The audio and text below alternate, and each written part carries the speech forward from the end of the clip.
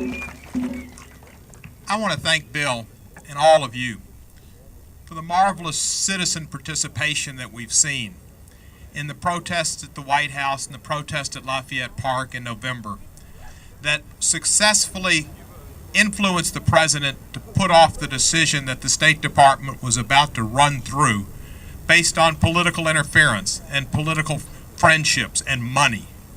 Congratulations to you for being successful. Your fight was the first successful fight that showed the American voting public and young people throughout this country that our system is not totally broken. It's wounded, but through independent efforts and through the internet that had got people organized to come to Washington, and through the internet that saw tremendous response to SOPA, we've seen powerful interests that normally have their way here in Washington be humbled, be defeated, be put off. So the system is still working. You have made it work, and I'm proud to work with you on this issue and others. Oil has always controlled our nation. The military-industrial complex, which President Eisenhower warned us about in his speech when he left the White House, has always had the economic controls in this country. And what does the military-industrial complex rely on as its base? Oil. It runs on oil. It was the military-industrial complex that, as a byproduct, a good byproduct, got the interstate highway system built in our nation. It was done during Eisenhower's administration, a good thing, sponsored in the Senate by Senator Albert Gore Sr. of my state, but it was done as a defense initiative and supported, of course, by oil, because we want those cars to be the principal source of transportation, and they are dependent on fossil fuels and oil to run. They used to say what's good for General Motors is good for the nation. Well, General Motors and Exxon and BP used to be Gulf and Shell and Citron or whatever they were, or Union 76. They determined the agenda and have for years. Not that Sam Rayburn and John Nance Garner and Carl Albert and Lyndon Johnson and Russell Long and all those folks from Oklahoma and Texas and Louisiana weren't great politicians.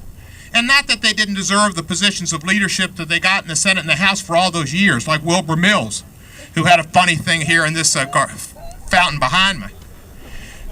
But part of the reason they got that power is they all came from oil states, and the oil people helped lobby their advance in Congress to leadership positions to protect oil, to get these subsidies, to get the people used to voting for oil and oil subsidies. And now they're there, and the Republicans find them so attractive that they prefer oil subsidies to programs that help people who need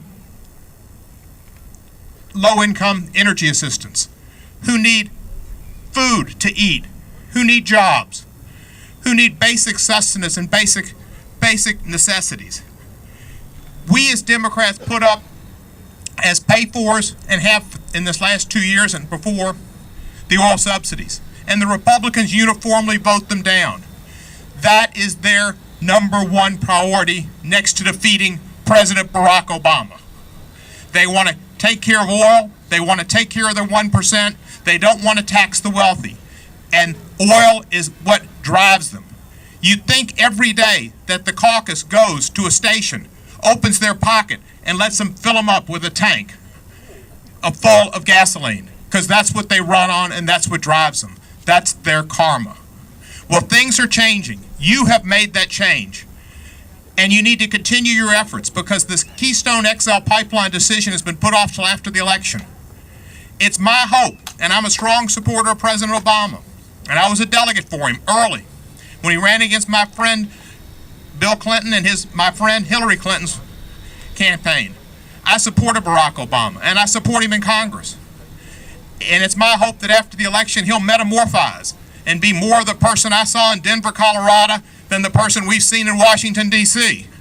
But you don't know what's going to happen. And if he plays to the middle, we could lose. So you need to continue your efforts to make sure that the president does right protects the environment, and it's not just the environment, it's human beings.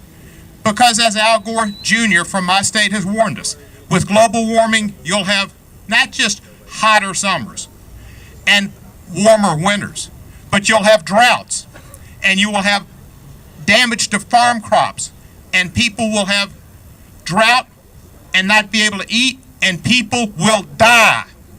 And we can't have that happen.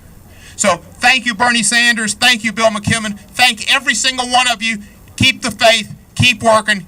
Make America green. Create jobs. Stop this pipeline. Thank you so much.